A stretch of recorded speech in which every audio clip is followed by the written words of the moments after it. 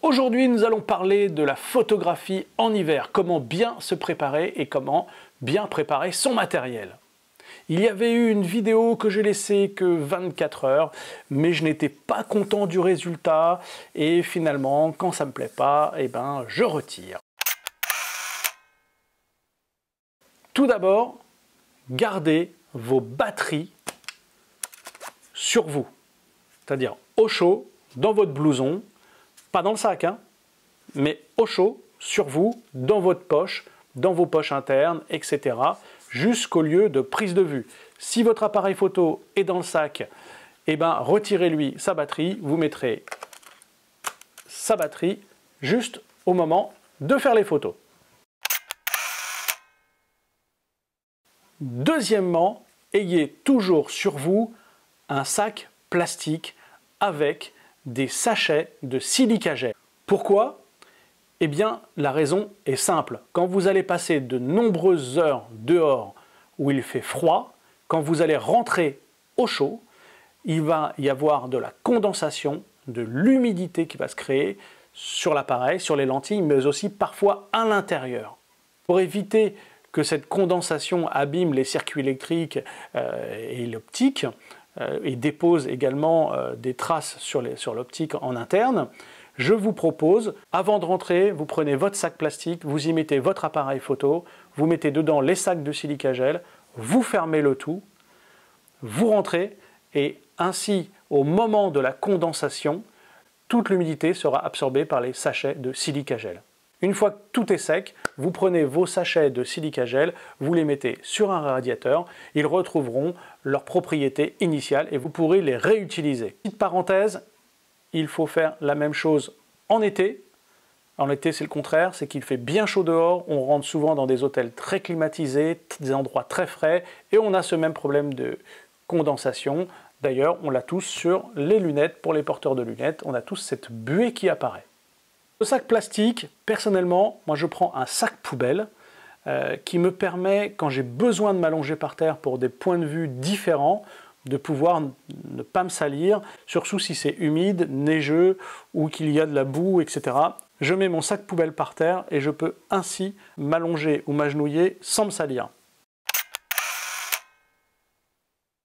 Troisième conseil, ce n'est pas le cas avec ce Leica Q, mais ne changez pas les objectifs au froid. Qu'est-ce qui se passe? Ça augmente l'effet d'électricité statique et toutes les poussières viennent se coller sur votre capteur.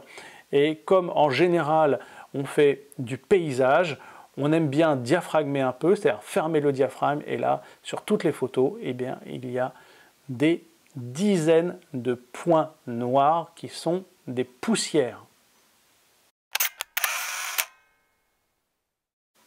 Quatrième conseil pour ceux qui vont à la montagne, investissez dans un filtre polarisant. Le filtre polarisant est un filtre qui permet d'atténuer, de retirer certains reflets. Pas tous les reflets, je ferai une vidéo sur les filtres à avoir toujours sur soi, mais dans le cas présent à la montagne, il renforcera un peu les contrastes, il renforcera le ciel bleu et vous éviterez ainsi le phénomène qu'il y a souvent sur les photos en montagne, une espèce de voile laiteux sur vos images.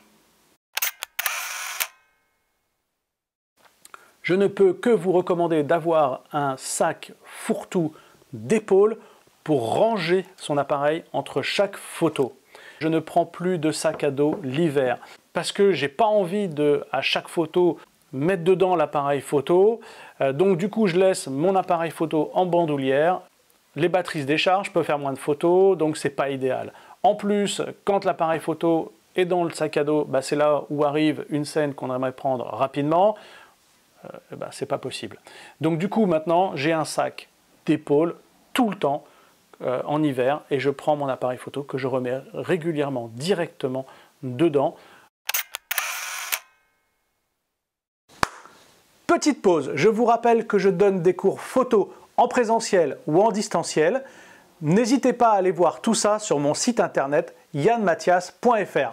C'est reparti. Sixième point, acheter des mitaines. Ces gants qui sont coupés au bout des doigts et qui laisse les doigts à l'air libre pour pouvoir manipuler l'appareil et ses boutons.